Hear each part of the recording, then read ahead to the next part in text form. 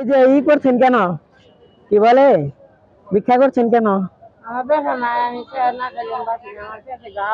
আচ্ছা আচ্ছা, যাক আজকে আমি আরো কাজ করছি তো এর জন্য বেশি কিছু করতে পারলাম না, ওই পাশে কাজ করছি।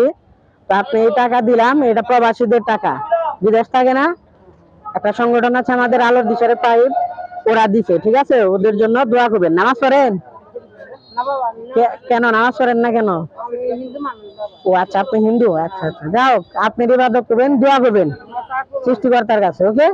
আচ্ছা আপনি আসেন, যান আপনি যান, বলেন কাকা। আচ্ছা, খুশি হয়েছেন আপনি?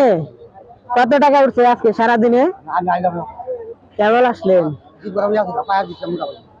ও পা ভাঙা, হাত ভাঙা, আচ্ছা। আর ছেলে নাই? ছেলে দেখে না? আচ্ছা শুনেন, এই যে যাদের টাকা দিলাম ওরা তো প্রবাসে থাকে, ঠিক আছে, ওদের জন্য দোয়া করবেন যেন, হ্যাঁ, যারা গরিব দরিদ্র মানুষ তাদের পাশে দাঁড়াতে পারে, ঠিক আছে। আর নামাজ পড়েন আপনি?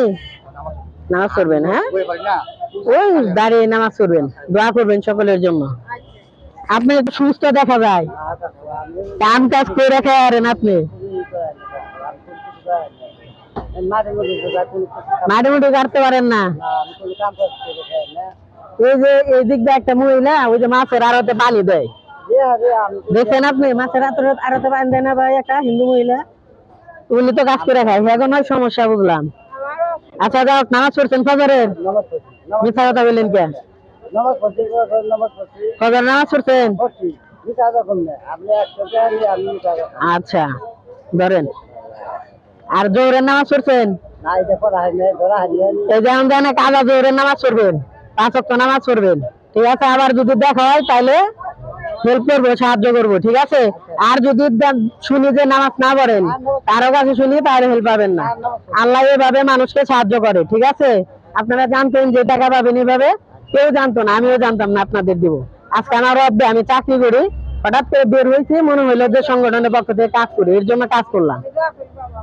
আচ্ছা ঠিক আছে, ওকে। ওনার দিকে ধরেন একটু,